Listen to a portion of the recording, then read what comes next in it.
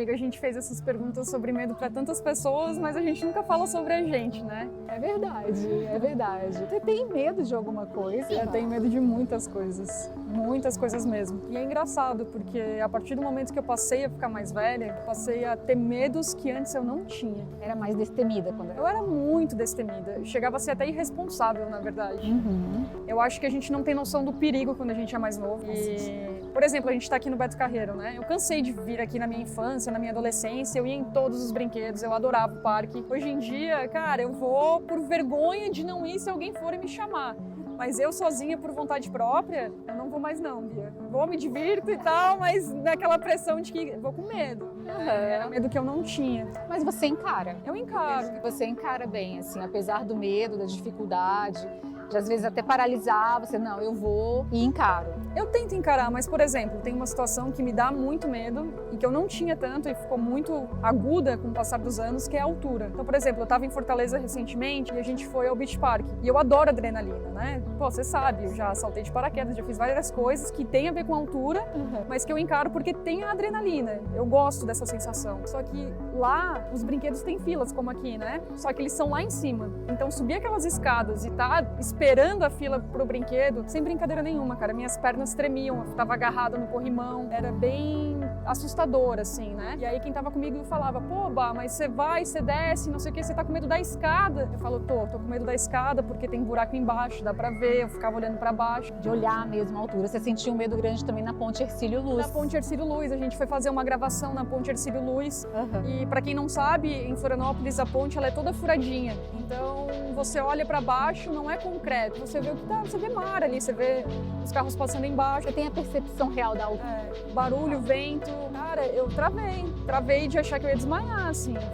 Foi bizarro. Nós temos um outro medo que compartilhamos, cobra. De cobra, é verdade. Às vezes eu moro num local que é uma reserva e às vezes que a Bá vai lá me visitar, ela sempre fica receosa quando tá subindo o local. Então, cara. E você já teve alguns momentos com cobra lá na Chapada também dos Veadeiros, você... Dos Guimarães, foi. Foi nos Guimarães, não foi dos Veadeiros? Guimarães, que a gente usava perneira pra fazer as trilhas e tal. E aquela coisa, até as trilhas aqui lá em Floripa que a gente faz, eu tenho sempre medo de encontrar cobra no caminho. E eu tenho um ritual que eu faço nesses lugares. Faço uma oração pedindo licença pro ambiente. Proteção. Até, pessoal, como a Bia tava falando, né, que ela mora nesse ambiente, e aí teve um dia que ela falou pra mim que tava rolando um boato na rua dela que tinha aparecido uma jararaca, que tinha uma jararaca no terreno perto e tal. Cara... Na verdade, aconteceu de a gente fazer um pedido de uma pizza, e aí quando o motoboy tava indo lá em casa entregar, o Guilherme desceu de casa e ele viu pessoas desviando. E ele falou, o que acontece que vocês estão desviando? Aí ele falou, não, aqui tem uma jararaca, tem uma cobra. E ele ficou muito preocupado porque o motoqueiro estava vindo para poder entregar a pizza, né? E aí ele ficou ali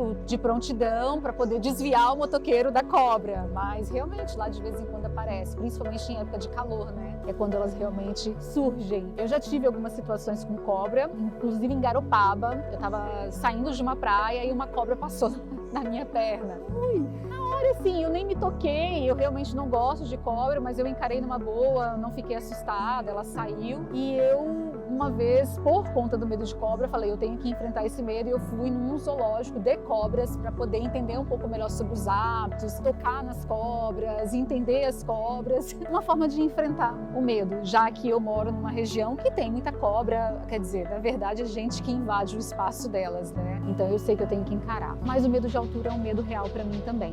E eu já vivi algumas experiências que ali eu percebi que eu paralisei. Uma vez, quando eu estava fazendo uma viagem, eu subi uma montanha que tinha mais de 300 metros de altura. E você também foi nessa montanha. E na hora de descer essa montanha, que a gente encara a altitude que tá, foi paralisante. Eu senti as minhas pernas realmente bambearem. Eu tive que parar em alguns momentos e eu fiquei receosa se eles não teriam que chamar o resgate para mim. Porque as pernas bambeavam e eu tinha a impressão que eu não conseguia me mover daquele local, o tamanho era o tremor das minhas pernas. E uma outra vez que eu fui fazer um rapel numa cachoeira e eu não sabia que aquele rapel tinha 80 metros de altura. Por quê? Porque você colocava o equipamento, atravessava uma mata e depois de atravessar essa mata que você caía na cachoeira. Então, enquanto eu estava ali na mata, estava tudo tranquilo, porque eu não tinha noção e eu não tinha visualizado a altitude e ninguém havia me avisado que eram 80 metros. Falaram, não, a gente vai fazer um rapel na cachoeira. Eu pensei que era uma quedinha. Um negocinho. E era sozinha. Então, na hora que eu comecei a descer, aí eu fui descendo, saindo da mata. Quando eu acabei de sair da mata e eu olhei para baixo e eu me deparei com aquela altitude, eu paralisei completamente. Eu juro, eu fiquei uns 5 minutos ali parada. Eu não olhava para baixo, eu só pedia proteção também, me dê força, me dê coragem, eu preciso terminar porque eu não tenho como voltar. Não tem para onde ir, né? Porque ninguém me via, porque eu tinha atravessado a mata, então ninguém que estava lá em cima me via mais. Então não tinha como eu pedir socorro para as pessoas. E aí, a saída era descer. A única saída era descer. E aí eu comecei a falar, calma, respira, tranquilo. Você é capaz, está tudo seguro, o equipamento está te firmando, você não vai cair daqui. Quando eu recobrei a minha respiração, aí eu voltei a descer. Mas eu desci sem olhar para baixo, porque eu sabia que se eu de novo me deparasse com aquela altitude, eu ia paralisar. Então, assim, eu encarei do meu jeito. Mas realmente foi bem complicado. A altura me causa esse tipo de sentimento. Eu olho e eu paraliso. Então, por isso que aqui no Beto Carreiro, apesar da gente estar encarando alguns brinquedos, até por conta dos nossos episódios do Enfrentando o Medo, a gente veio aqui para enfrentar o medo, mas não é fácil. A gente cria estratégias, né? Mas não é fácil.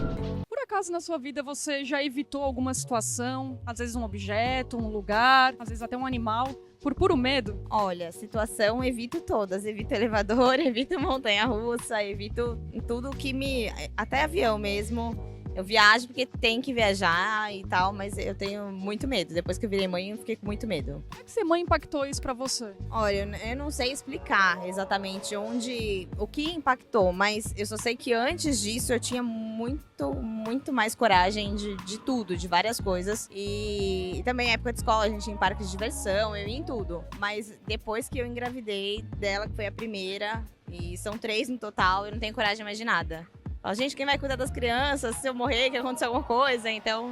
O medo da morte. Exatamente. Na verdade, é o medo de perder o controle. O meu medo é esse. Sair do controle. Então se eu subo no avião, até o momento que eu tô subindo, sair do chão, já me bate aquela taquicardia, aquela coisa... crise de ansiedade. E como é que você lida com isso? Você tem uma técnica? Você ora? Você só respira? A gente reza, respira, faz tudo que dá e mais um pouco. E aí olha pra eles e fala, preciso ser forte por eles. Então, a gente passa por cima, mas é difícil. Não. Tipo, se eu evito, é mais animal. Mas situação, algo do tipo, por medo, não. Porque eu acho que o medo é uma emoção necessária, entendeu? Eu prezo muito para que nós temos que sentir todas as emoções, porque é o normal a gente sentir medo, que nem aqui no Beto Carreiro, esses vários brinquedos que dão medo, né? Aqui mesmo uma torre enorme, mas tem que ir, porque depois do medo vem uma experiência boa. Claro, né? Tá louco? O medo é tudo na vida. Tipo o quê? Aqui ó, esse aqui é um obstáculo pra mim conseguir isso aí. Você tem medo de objeto, animal, alguma coisa assim? Altura. Altura? Isso aí foi um milagre. Você foi nesse aqui que é super alto. Fui.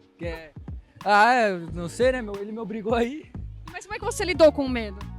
Eu sei lá, eu fui sem pensar em nada, né? Porque se eu pensasse, não iria nunca na vida nisso aí. E você iria de novo? Não.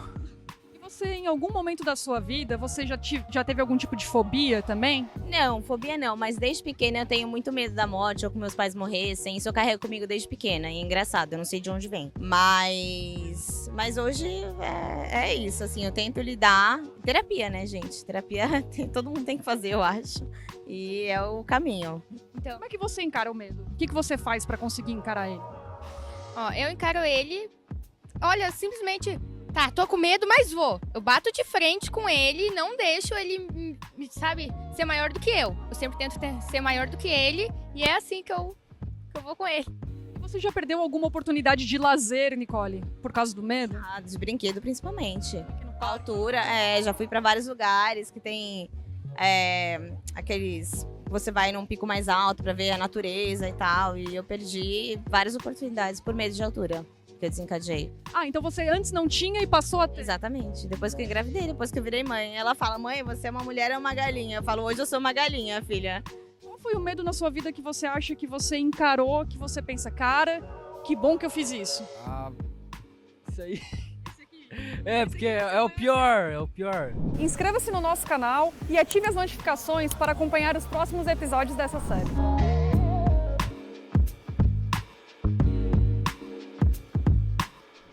A maioria de nós, pessoal, ao invés de a gente enfrentar e superar uma fobia, a gente cria um espaço que é seguro, onde parece que esse medo ele não pode penetrar. Então nós tentamos sempre controlar o ambiente. Os fóbicos, né, eles usam dois recursos principalmente. Um deles é uma conduta, que é uma conduta de evitamento, onde o comportamento é evitar o encontro com o objeto, com a situação tabu, o que provoca sempre uma conduta de fuga, e essas fugas são das mais variadas possíveis, né?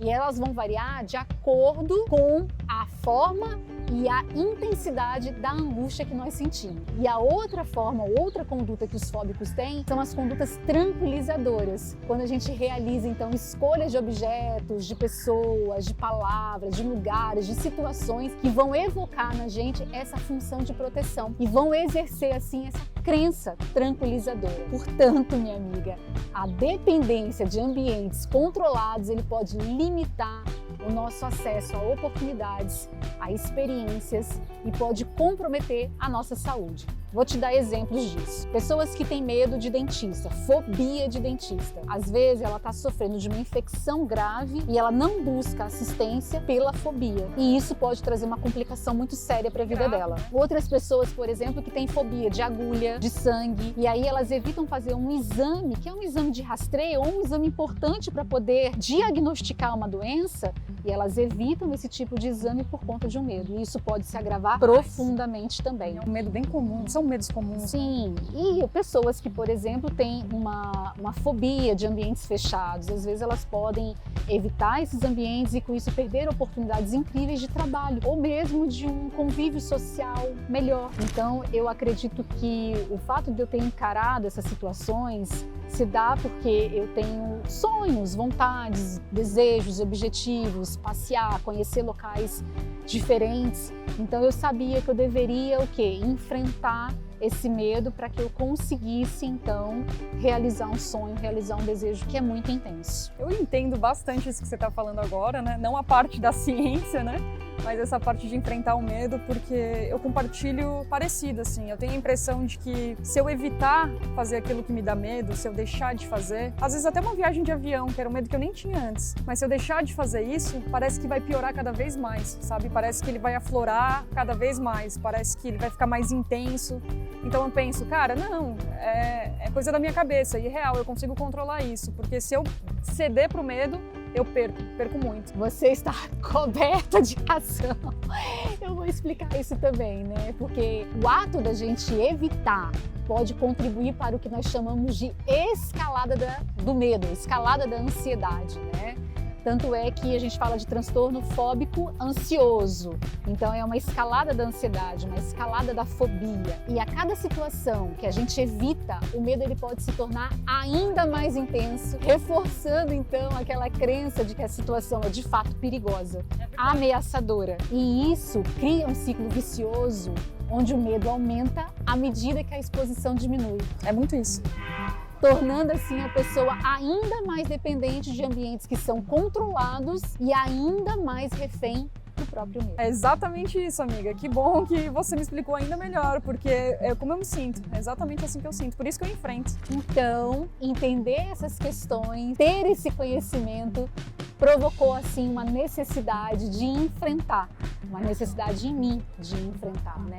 E eu acredito que o Mentaliza Brasil está aqui para isso, para a gente poder levar conhecimento para as pessoas, para que as pessoas possam entender melhor o que se passa com elas e dessa forma enfrentar os próprios medos. Até porque, gente, sem brincadeira, cara, não existe nada mais gratificante do que a gente encarar os nossos próprios medos. A gente sente orgulho da gente. É uma experiência de amor próprio que muitas vezes pode ser muito mais significativa do que você imagina. Verdade, amiga.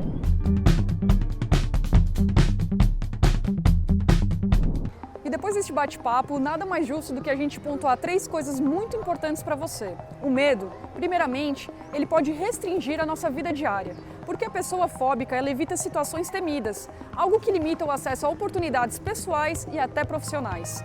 Por exemplo, uma pessoa com fobia de voo evita viajar. Portanto, ela perde muitas vezes oportunidades de trabalho e também de lazer. Segundo, o medo pode impactar no relacionamento social.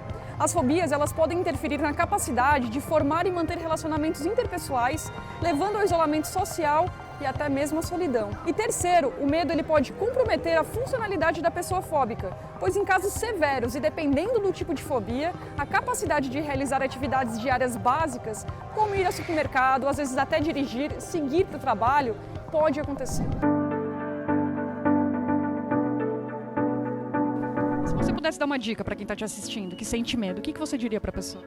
Eu diria, gente, não deixe o medo ser maior do que você, porque às vezes o medo, ele vai ser maior do que você, tu vai deixar de viver uma experiência incrível por conta de um medo bobo. Pra ela não pensar e fazer, porque se ela pensar, ela não vai. Se apega às coisas que vocês mais acham importantes na vida e por eles façam, porque não deixem de fazer, que a vida é uma só e a gente acaba perdendo muita coisa pelo medo. Eu espero que esse episódio tenha sido muito informativo para você. Então deixe nos nossos comentários como você tem superado os seus medos. Não se esqueça de deixar o seu like e se inscrever no nosso canal Mentaliza Brasil.